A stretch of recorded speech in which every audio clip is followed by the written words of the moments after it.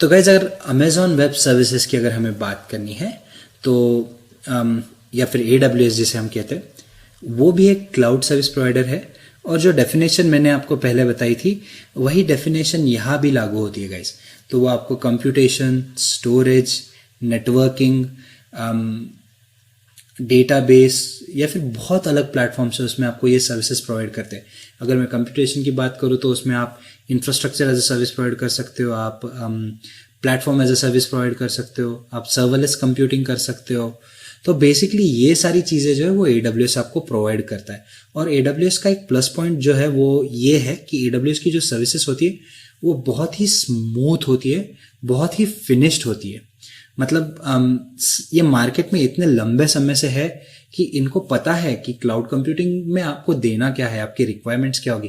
वो कहते हैं ना, कोई भी बिजनेस आप या फिर कोई भी चीज़ आप लंबे समय तक करो तो आपको वो चीज़, वो बिजनेस बहुत अच्छे से समझ में आने लगता है ना। तो सेम है, मतलब ये इतने लंबे समय से है इस मार्केट में कि इनकी जो ग्रिप है, जो कंट्रोल है वो बहुत तगड़ी है। ये बहुत कॉस्ट इफेक्टिव है गाइज। ये पर आवर पर मिनट बेसिस के हिसाब से आपको चार्ज करते हैं। इनका खुद का कैलकुलेटर है जैसे मैंने आपको बताया।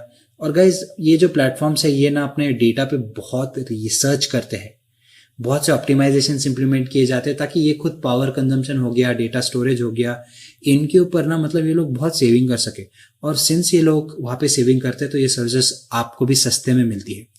और क्या होता है ना गाइज, जब ये प्लेटफॉर्म की अगर आप बात करोगे तो बेसिकली सिंस इनका इंफ्रास्ट्रक्चर इतना बड़ा है, इतने बड़े बड़े डेटा सेंटर्स है इन्होंने ऑलरेडी बना रखे हैं, ये रिसोर्सेस आपको सस्ते में अवेलेबल करना, it is a type of market killing. ये मार्केट एक्वायर भी करना चाह रहे होते हैं तो उसकी वजह से भी आपको ये सर्विसेज बहुत सस्ते में दी जाती है। और ये जो फनेस, जो लेवल ऑफ स्मूथनेस होती है, मतलब उस प्राइस में मिलना एक बड़ी बात होती है। हम कहते हैं ना कि अब ये मेरा पर्सनल एक्सपीरियंस है गाइज, आप टोटली इसके साथ डिसएग्री कर सकते हो। मेरे पास OnePlus का फ़ोन है, OnePlus 7 यूज़ कर रहा हूँ अभी मैं। तो ये बहुत ही एक स्मूथ फ़ोन लगता है मुझे। इसके पहले मैंने कुछ फ़ोन्स यूज़ किए थे और मुझे वो उतने अच्छे नहीं लगे। ये मुझे अच्छा लगा। अब इसकी जो क्वालिटी है, मतलब दीज पीपल नो कि ये कैसे बनाना है ये फ़ोन। तो इनका हार्डवेयर है, सॉफ्टवेयर ये बहुत अच्छा है।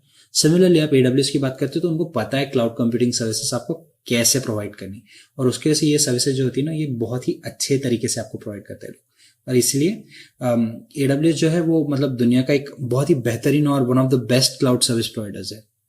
तो AWS क्या है, बेसिकली वही आपको क्लाउड कंप्यूटिंग सर्विसेज प्रोवाइड करता है। ये मैंने ऑलरेडी इसके ऊपर बहुत बात कर ली व्हाट इज क्लाउड कंप्यूटिंग में, इसलिए मैं इसके ऊपर ज़्यादा बात नहीं करूँगा। जैसे हम लोग आगे आगे बात करेंगे तो आपको सर्विसेज के बारे में पता चलेगा और आपको पता चलेगा कि AWS क्या क्या करता है।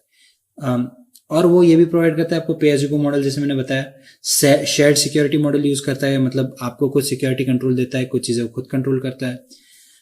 बहुत ज़्यादा अवेलेबल है। अवेलेबल जब मैं कहता हूँ मतलब इनकी रिसोर्सेस ऐसी होती है कि आप इसे बैकअप कर सकते हैं कहीं और। तो अज्यूम कर लीजिएगा आपने एक इंस्टेंस लॉन्च कर दिया और उस इंस्टेंस को आपने जो है वो एक रीजन में लॉन्च कर दिया और डेटा जो है आपने कहीं और बैकअप कर लिया।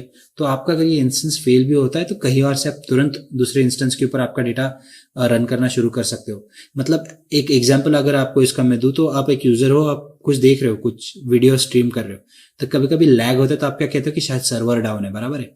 मतलब कहीं पे आपका डेटा रिसाइड कर रहा है और वो ठप हो गया है, तो वो आप वो डेटा स्ट्रीम नहीं कर पा रहे हो। पर अगर ये डेटा कहीं और बैकअप है तो आपको सीमलेस स्ट्रीमिंग मिलती है, मतलब आपको पता नहीं चलता है, डेटा सेंटर डाउन भी हो जाता है। तो इसे कहते हैं अवेलेबिलिटी और डिजास्टर रिकवरी।